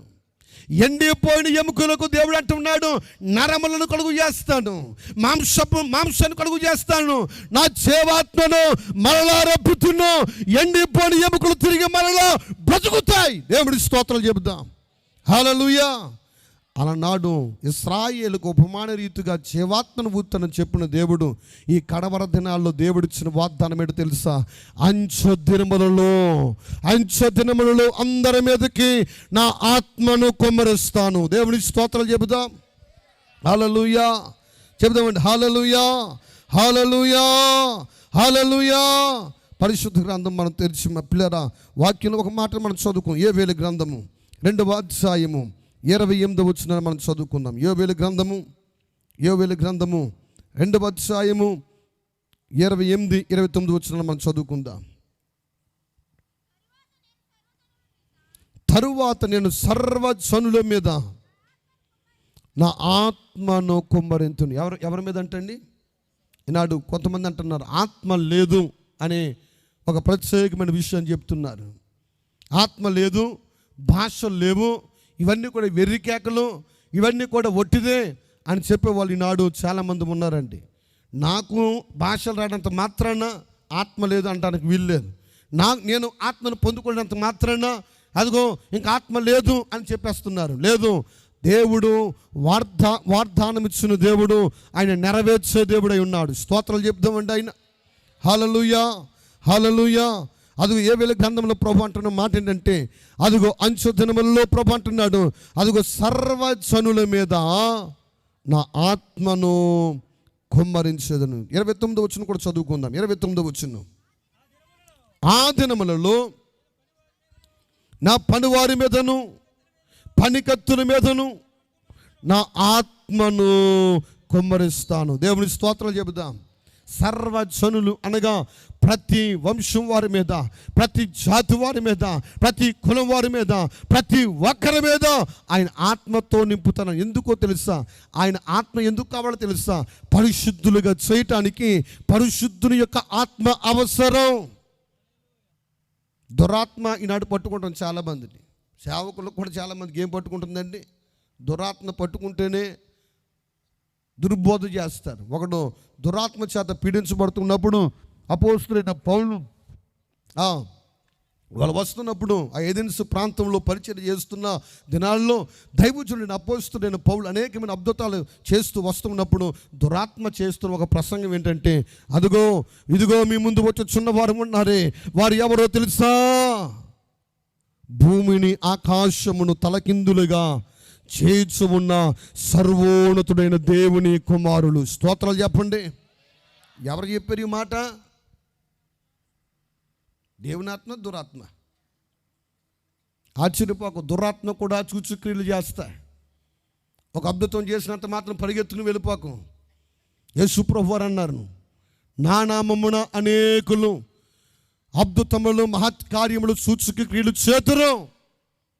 చేస్తారని ప్రభు చెప్పాడు. ఈనాడు ఎక్కడ అద్భుతాలు జరుగుతున్నాయనో, ఆశ్చర్యకాలు జరుగుతున్నాయనో, అక్కడ అవి జరుగుతున్నాయనో, ఎక్కడ ఇవి జరుగుతున్నాయనో, పరిగెత్తుకో. సాతానుడు కూడా చేస్తాడు. సాతానుడు కూడా ఆశ్చర్యకార్యాలు చేస్తాడు. సాతానుడు కూడా ప్రసంగం చేస్తాడు. సాతానుడు కూడా బోధ, చక్కని బోధ చేస్తాడండి. ఆ బోధలోనే పడిపోయింది ఎవరు? ఆది యందు మనకి అమ్మమ్మ గారు ఎవరు చెప్పండి? ఎవరు? అవ్వ. ఏ బోధలో పడింది? సాతాను యొక్క బోధ. చాలా జాగ్రత్తగా ఉండు. ఈనాడు సాతాను బోధలు ఎక్కువ అవుతున్నాయి. పరిశుద్ధాత్మ ఉందని లేదంటున్నారు. అదిగో దేవుడు ఒక్కడ కాదు, దేవుడు ముగ్గురు, తండ్రి, కుమార, పరిశుద్ధాత్మ. దేవుడు ఒక్కడు అని దెయ్యాలు కూడా నమ్ముతున్నాయంటండి. యాకోబు రాసిన పత్రికల్లో దెయ్యములు కూడా, దెయ్యాలే దేవుడు ఒక్కడే నమ్ముతున్నంటే వీళ్ళు దేవుడు ముగ్గురు అంటుంటే దెయ్యాలకంటే వీళ్ళు భ్రష్టులని ఈనాడు ఉంటున్నారు చాలామంది. దేవుడు ఒక్కడే, ఆయనే తండ్రి. ఆ తండ్రియే కృపా సత్య సంపూర్ణుడిగా ఆ తండ్రి శరీరధారికి లోకానికి వచ్చాడు. ఈ లోకానికి వచ్చి తన ప్రాణాన్ని పెట్టి తన రక్తాన్ని చిందించి అదొక సమాధి చేయబడి 3వ దినాన ఆయన తిరిగి లేచి మరణాన్ని జయించి పరలోకానికి వెళ్ళి నేటి దినాలలో తన ఆత్మను ఆయన ప్రజల మీద నింపుతున్నాడు. ఆయన పనివారి మీద, సేవకుల మీద నింపుతున్నాడు. ఆయన యొక్క సేవకురాల మీద నింపుతున్నాడు. ఆయన ప్రజల మీద నింపుతున్నాడు. యూదుల మీద నింపుతున్నాడు. అన్యుల మీద నింపుతున్నాడు. కారణం ఏంటంటే ఆయన ఆత్మ ఎంతైనా మానవునికి అవసరం. వాక్యం చెబుతూ ఉంది, ఆయన ఆత్మ మనలను, పాపములను ఒప్పింపు చేస్తుందంట. స్తోత్రాలు చెప్పండి. హల్లెలూయా. వాక్యం వింటున్నప్పుడు బాగుందంటున్నావు కానీ నా పాపములు నేను ఒప్పుకుంటున్నాను ప్రభు అనే మాట నీలో రావట్లేదంటే నీలో నీవేమైపు ఎండిపోయావు. ఇప్పుడు నీకేం అవసరం అంటే దేవుని యొక్క ఆత్మ నింపుదల నీకు అవసరం. దేవుని ఆత్మ అంటే నాడు అంటున్నారు 3వ దేవుడు.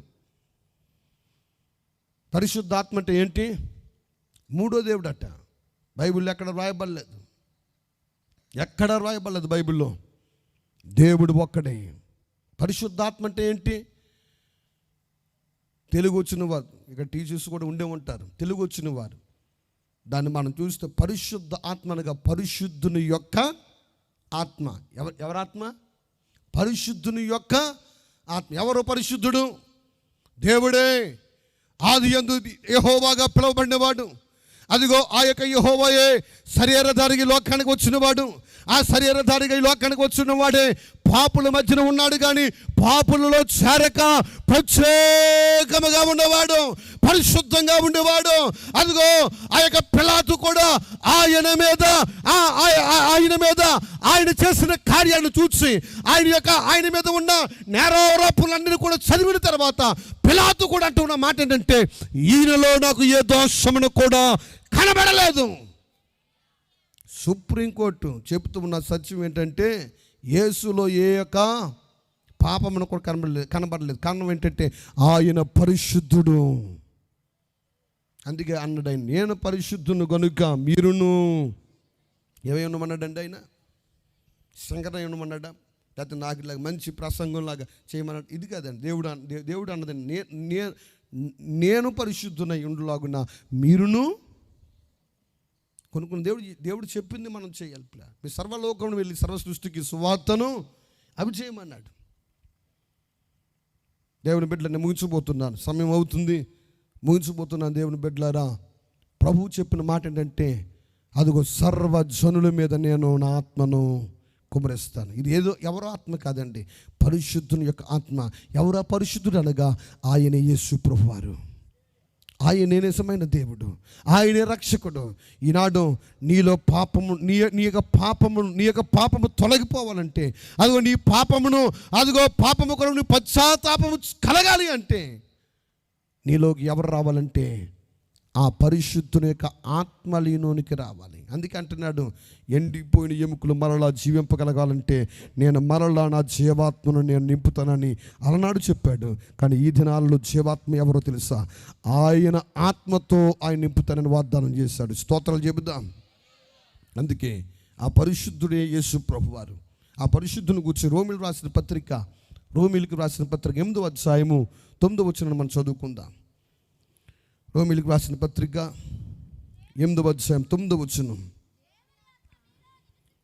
దేవుని ఆత్మ మీలో నివసించిన యెడల మీరు ఆత్మ స్వభావము గలవారే కానీ శరీర స్వభావము గలవారు కారు. చాలా జాగ్రత్తగా ఉండండి. ఆత్మతో నీవు నింపబడినప్పుడు, దేవుని బిడ్డలారా, నీలో ఆత్మ ఉందో లేదో నీకు చాలా స్పష్టంగా తెలియజేయబడుతుంది. ఆత్మ స్వభావం కలిగిన వారిగా ఉంటారు. ఆత్మ స్వభావం ఉంటుంది, కానీ వాళ్ళలో శరీర స్వభావము ఉండదు. ఏమి తిందుమో, ఏమి త్రాగుదమో, ఏమి ధరించుకుందామో ఈ స్వభావం ఉండదండి. ఇదిగో ఈ లోకమంతా కూడా సంపాదించుకోవాలనే ఆలోచన ఉండదు. లోకంలో దేవుడు మనం పుట్టించాడు కనుక, లోకంలో మనల్ని పెట్టాడు కనుక, లోకంలో దేవుడు ఏదో మనకి ఇచ్చాడు కనుక అది మనం చేస్తూ ఉంటాం. కానీ ఆత్మ చేత నింపబడిన వారి దృష్టి అంతా కూడా ఎవరి మీద ఉంటుందంటే దేవుని మీద, దేవుని రాజ్యం మీద ఉంటుంది. దేవుని స్తోత్రాలు చెబుదాం. ఆత్మ స్వభావం కలిగిన వారు సరే చదువుకుందాం. ఆత్మ స్వభావం కలిగిన వారు, ఆత్మ చేత నింపబడిన వారు ఎలా ఉంటారంటే ఆత్మ స్వభావం కలిగిన వారు. చదవండి 8వ అధ్యాయం 9వ వచనం. దేవుని ఆత్మ మీలో నివసించి ఉన్న యెడల మీరు ఆత్మ స్వభావము గలవారే గాని శరీర స్వభావము గలవారు కారు. ఎవడైనను క్రీస్తు ఆత్మ. చాలా క్లారిటీ ఇక్కడ, ఫుల్ క్లారిటీ అపోజిషన్ పౌలు ఇచ్చాడు. పరిశుద్ధాత్మని మూడవ దేవుడు అనుకుంటూ ఉన్నారు. కానే కాదు. పరిశుద్ధాత్మను గూర్చి రోమిలకు రాసిన పత్రిక 8వ అధ్యాయము 9వ వచనంలో మనం చూసినప్పుడు అక్కడ చాలా స్పష్టంగా రాయబడి ఉంది, ఎవడైనాను క్రీస్తు ఆత్మ లేని వాడైతే వాడు ఆయన వాడు కాడు. కాడంతే. ఇంకా లేదు నేను ఆయన నమ్ముకున్నాను, ఆయన దేవుడు అది ఇచ్చానంటే దేవుడు వాక్యం చెప్తుంది నీవు ఆయన వాడువు కావు. పరిశుద్ధాత్మనగా ఆ పరిశుద్ధుడే దేవుడు, ఆ పరిశుద్ధుడే ఆ దేవుడే కృపాసత్య సంపూర్ణుడిగా మన మధ్య ఆయన నివసిస్తున్నాడు. ఆ యొక్క పరిశుద్ధాత్మను మన మధ్య నివసిస్తున్నాడు. ఆ పరిశుద్ధాత్మ ఎవరిలో అయితే ఉంటుందో వారే ఆయన వారు మాత్రమే ఆ యొక్క మధ్యాకాశానికి వచ్చినప్పుడు వారు మొదటగా లేపబడతారు. స్తోత్రాలు చెప్పండి. ఒకవేళ సజీవంగా ఉంటే ఆ యొక్క పరిశుద్ధులతో కూడా కొనుపోబడతారు. ఎవరు వారు? ఆయన వారు ఎవరు? పరిశుద్ధులు. ఆయన వారు ఎవరు? ఆత్మచేత నింపబడిన వారు. ఆయన వారు ఎవరు?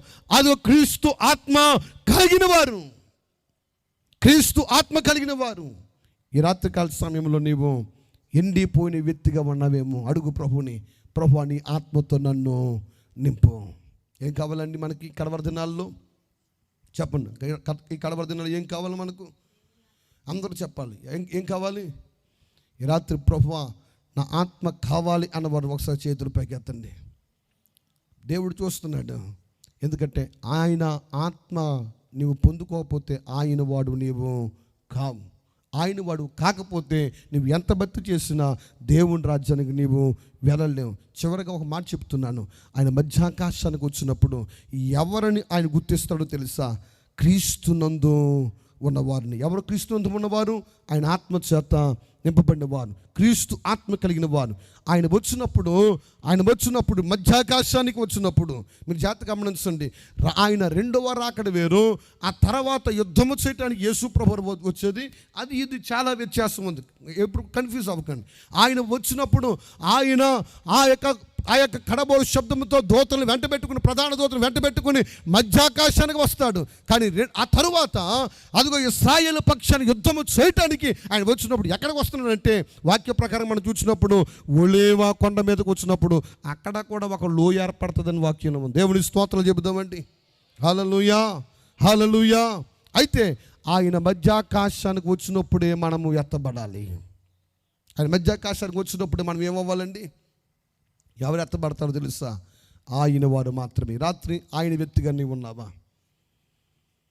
కొరింథీయులకు రాసిన పత్రికలో అపోస్తలుడైన పౌలు అంటాడు, ఆ సంఘంలో కొంతమంది అనుకుంటున్నారంట, నేను పౌలు వాడును, నేను కేఫా వాడును, నేను మరొక వ్యక్తిని అనుకుంటున్నాడంట, నేను క్రీస్తు వాడును అని మరొకరు అనుకుంటున్నారంట. అప్పుడు అపోస్తలుడైన పౌలు అంటాడు, అదిగో నేను అపోలో నీరు పోసాను. అపోలో ఏం చేశాడంటండి? అపోలో ఏం చేశాడు? నేను నాటితిని, అపోలో నీరు పోసాను. వృద్ధులోనికి తీసుకొచ్చిన వాడు దేవుడే. హల్లెలూయా చెప్దాం. హల్లెలూయా. అందరూ రెండు చేతులపైకి స్తోత్రాలు చెబుదాం. హల్లెలూయా. ఈ రాత్రికాల సమయంలో నువ్వు ఆత్మీయంగా ఎండిపోయేవేమో. శరీర సంబంధమైన ఇశ్రాయేలు నేడు దినాల్లో ఆయన వాక్యము నెరవేర్చబడుతుంది. ఇప్పుడు వారు కూడా యేసుక్రీస్తుని సొంత రక్షకుడు అంగీకరిస్తున్నారు. అనగా ఎండిపోయిన వారి యొక్క జీవితాలు ఇప్పుడు ఏమవుతున్నాయి అంటే మరలా ఏమవుతున్నాయి? వారి జీవితాలు తిరిగి మరలా వారు బ్రతుకుతున్నారు ఆత్మీయంగా. తిరిగి వారు మరలా యేసుక్రీస్తులోనికి వస్తున్నారు. వారు సర్వసత్యంలోనికి వస్తున్నారు. ఆత్మచేత నింపబడుతున్నారు. ఆ బాప్తిసం పొందుకుంటూ ఉన్నారు. అదిగో భాషలో మాట్లాడుతూ ఉన్నారు. పరలోకము కొరకు ఇప్పుడు యూదులు సిద్ధపడుతున్నారు. పిల్లారా, యుక్రెయిన్లో యుద్ధం జరుగుతూ ఉంటే చూడండి, వారందరూ కూడా ఎవరైనా ఆయుధాలు గురించి కేకలు వేస్తారు. యూదులు వారికి దేని కొరకు కేకలు వేస్తున్నారంటే, బైబిల్ సొసైటీ వారి దగ్గరికి వెళ్ళి యూదులు అంటున్నారంట, మాకు ఆయుధాలు వద్దు కానీ పరిశుద్ధ గ్రంథం మాకు కావాలి. స్తోత్రాలు చెప్పండి. అంటే ఎండిపోయిన ఎముకలు ఏమవుతున్నాయో తెలుసు, అప్పుడు తిరిగి బ్రతుకుతున్నాయి. ఒకవైపు వాళ్ళు బ్రతికేస్తున్నారు. ఈరోజు ఆత్మ సంబంధంగా మనము కూడా ఎవరమంటే ఇశ్రాయేలుమే. ఇంకా నీవు ఎండిపోయి ఉన్నావు. దైవ దర్శనాలు ఉన్నాయా? నీవు నీ ఏరు లోతులోనికి వెళితే నీవేం కలిగి ఉంటాయంటే, ఎప్పుడో 1972లో వచ్చిందని దర్శనం, లేకపోతే 1999లో వచ్చింది, 2005లో వచ్చింది కాదు. దేవుని ఆత్మచేత నింపబడి అదిగో నీవు జీవించే వ్యక్తిగా ఉన్నట్లయితే, నీ వేరు లోతుకి నీకు తణుతున్నట్లయితే, అదిగో నీ యొక్క దేశముడు కూర్చి, నీ సంఘముడు కూర్చి, నీ కుటుంబాన్ని కూర్చి, నీ బిడ్డ కూర్చి, అదిగో చివరికి నీ గురించి కూడా దేవుడు నూతన దర్శనాలతో దేవుడు నింపుతాడు. దేవుడి స్తోత్రాలు చెబుతా. అంచె దినాలలో దర్శనములు చూతురనే వాక్యం ఉంది. అంచె దినాలలో ప్రవచిస్తారని వాక్యం సెలవిస్తుంది. అంచె దినాలలో అదిగో నా యొక్క కుమారుల మీద సర్వజనుల మీద నా ఆత్మను కుమ్మరిస్తానని ప్రభు చెప్పాడు. ఎందుకంటే ఎండిపోని ఎముకలుగా ఉన్న నీవు మరలా తిరిగి జీవించాలి. అందరూ పైకి లేచి నిలబడదాం. ప్రభు ఈ రాత్రి అటువంటి ఆత్మచేత నన్ను నింపయ్యా. అటువంటి దైవ శక్తి చేత నన్ను నింపు నాయన. ఈ రాత్రి నాయన ప్రభా నీ రాకడ అతి సమీపముగా ఉందయ్యా. అది యుద్ధంలో కూర్చొని మేము వెంట ఉన్నాం నాయన. ప్రభా ఎక్కడ చూసినా నెమ్మది లేదు, ఎక్కడ చూసినా శాంతి లేదు, ఎక్కడ చూసినా సమాధానం లేదయ్యా. నేడో రేపో నీవు మమ్మల్ని తీసుకుని పోవడానికి రాబోతున్నావు తండ్రి అని చెప్పి అందరూ రెండు చేతులు ఆయన వైపు చాపి యేసయ్యా నీ ఆత్మతో నన్ను నింపండి ప్రభు అని అందరూ కూడా స్వరమెత్తి ప్రార్థన చేద్దాం. ఇంతవరకు దేవుడు నీతో మాట్లాడాడు, ఇప్పుడు దేవుడితో మాట్లాడడం ప్రారంభించు. Let us everybody talk to the Lord. ప్రతి ఒక్కరు కూడా దేవుడితో మాట్లాడదామండి. ప్రతి ఒక్కరు కమాన్, ప్రతి ఒక్కరు దేవుడితో మాట్లాడడం ప్రారంభించండి. దేవుడితో మాట్లాడడం ప్రారంభించండి. ఓ యమనస్తుడా, ఓ యమనస్తురాలో, ఇదిగో దేవుడితో మాట్లాడడం ప్రారంభించు. అదిగో ఈ మైక్ స్వరము ద్వారా ఎక్కడ నుండో దేవుడి మాటలు రాత్రి వింటున్నావేమో, నీ కుటుంబం కూడా ఎండిపోయిందేమో, ఆత్మీయంగా ఎండిపోయేవేమో, అదిగో శరీరకంగా ఎండిపోయేవేమో, వ్యాపారంలో ఎండిపోయేవేమో, అదిగో నిజమైన దేవుడు లేకుండా, అదిగో నిజమైన మార్గంలోకి రాకుండా నీ జీవితము కూడా ఎండిపోయినదిగా, సంతోషం లేకుండా ఉందేమో, సమాధానం లేకుండా ఉందేమో. ఈ రాత్రి నువ్వు ఎక్కడ ఉన్నప్పటికీ స్వరమెత్తి ప్రార్థించే యేసయ్యా నీ పరిశుద్ధుడై నా జీవితంలోకి రావయ్యా. యేసయ్యా నీ ఆత్మతో నన్ను నింపయ్యా, నీ ఆత్మతో నన్ను నింపయ్యా. ఈ కడవరి దినాల్లో దేవుడు ఆత్మ మనకు కావాలండి. ఆత్మ లేనివాడు నావాడు కాదంటున్నాడు. క్రీస్తు ఆత్మ లేనివాడు ఆయనవాడు కానేరడు. స్వరమెత్తి ప్రార్థన చేద్దాం. అందరూ రెండు చేతులు పైకెత్తి ఈ స్థలం నుంచి నీవు ఆత్మ పొందుకుని వెళ్ళాలి. ఈ స్థలం నుండి నువ్వు ఆత్మ పొందుకుని వెళ్ళాలి. హల్లెలూయా, హల్లెలూయా, హల్లెలూయా, హల్లెలూయా, హల్లెలూయా. ఇలాంటి ప్రతి ఒక్కరు స్వరమెత్తను అటు ఇటు చూడవద్దు. దయచేసి అటు ఇటు చూడవద్దు. ఈ రాత్రి యేసయ్య వచ్చినట్లయితే ఆయన ఆత్మ నీవు లేకుండా ఉంటే ఎత్తబడవు దేవుని బిడ్డ. ఆయన కుమార్తెగా నీవు పిడబడుతూ ఉన్నావు, ఆయన సంఘంలో నీవు ఉన్నావు. యేసయ్య త్వరగా రాబోతూ ఉన్నాడు. యేసయ్య త్వరగా రాబోతూ ఉన్నాడు. ఆయన త్వరగా రాబోతున్నాడు. అదిగో ఆయన ఆత్మచేత నువ్వు నింపబడాలి. యేసయ్యా నీ ఆత్మతో నన్ను నింపయ్యా అని అడుగు. హల్లెలూయా, హల్లెలూయా, హల్లెలూయా. స్వరమెత్తను పురుషులు స్వరమెత్తి ప్రార్థించండి. యవనస్తులు స్వరమెత్తి ప్రార్థించండి. వెనకున్న వారు స్వరమెత్తి ప్రార్థించండి.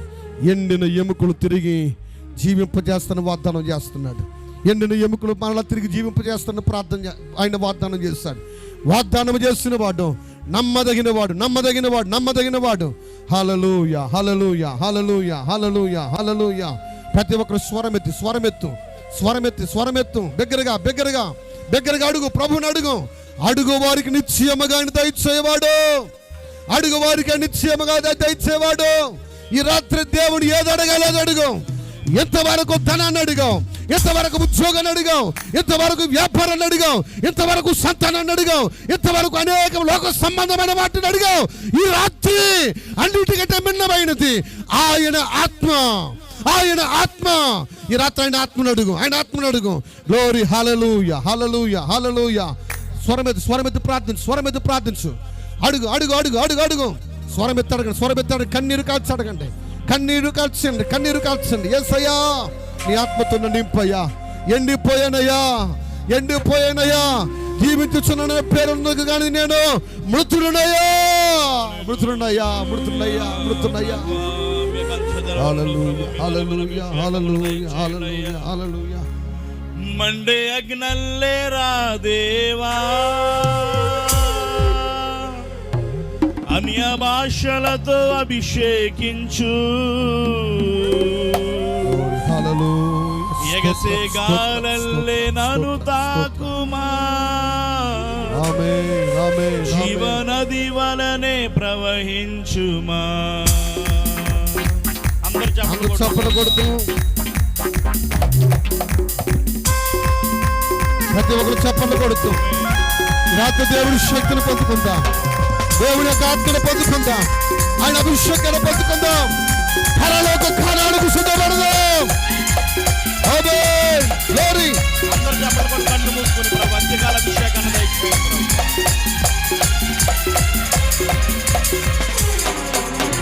అంత్యకాల అభిషేకం సర్వజనుల కోసం, కోతకాల దినములివి తండ్రి నీ ఆత్మతో నింపు. అందరూ కలిసి పాడదాం. అంత్యకాల అభిషేకం ఆమేన్. సర్వజనుల కోసం Glory, glory, glory, ఉదయకాల glory. దినములివి తండ్రి నీ ఆత్మతో నింపుమా మండే అగ్నల్లేరా దేవా అన్య భాషలతో అభిషేకించు అభిషేకించయ్యా. నన్ను తాకుమా జీవనది వలనే ప్రవహించుమా మండే అగ్నల్లేరా దేవా అన్య భాషలతో అభిషేకించు ఎగసిగాలల్లే నన్ను తాకుమా జీవనది వలనే ప్రవహించుమా ఎముకల లోయలోన గొప్ప సైన్యమునే చూడగా నీ అధికారం దయచేయుమా జీవమారమ్మని ప్రవచించేదా ఆమేన్ ఎముకల లోయలోన గొప్ప సైన్యమునే చూడగా నీ అధికారం దయచేయుమా జీవమారమ్మని ప్రవచించేదా మండే అగ్నల్లేరా దేవా అన్య భాషలతో అభిషేకించు ఆమేన్ ఎగసిగాలల్లే నన్ను తాకుమా జీవనది వలనే ప్రవహించుమా మండే అగ్నల్లేరా దేవా అందరూ కలిసి పాడదాం ఆమేన్ ఎగసిగాలల్లే నన్ను తాకుమా జీవనది ప్రవహించుమా మండే అగ్నల్లేరా దేవా అన్య భాషలతో అభిషేకించు ఎగసిగాలల్లే నన్ను తాకుమా జీవనది వలనే ప్రవహించుమా మండే అగ్నల్లేరా దేవా అన్య భాషలతో అభిషేకించు ఎగసిగాలల్లే నన్ను తాకుమా జీవనది వలనే ప్రవహించుమా హల్లెలూయా ప్రభువా యంచదనములలో ప్రభు ఎముకల లోయలో నుంచి ప్రభువా అయా జీవనది వలనే నువ్వు ప్రవహించి ప్రభు అద్భుతములు చేసిన దేవుడవు నేడు మా అందరి జీవితంలో మీ అద్భుతమైన కార్యములను మీరు జరిగించండి మీ సేవకుల చేత బలమైనటువంటి వాక్యపు మాటలను వాక్యపు విత్తనములను మా అందరి హృదయాలు విత్తారయ్యా అయ్యా మా జీవితాలను ప్రభు చిగురింపచేయండి ప్రభు జీవింపచేయండి ప్రభు అని అందరూ కూడా ప్రార్థనలు ఏకీపిస్తుండగా విత్తబడిన వాక్యం నిమిత్తమే అన్నయ్య గారు ఆనందరాజు అన్నయ్య గారు ప్రార్థనలో నడిపిస్తారు విత్తబడిన వాక్యం మనలో ఫలించినట్లుగా అలాగే నించుని కళ్ళు మూసుకుని దేవుని సన్నిధిలో ఏకీభవించుదాం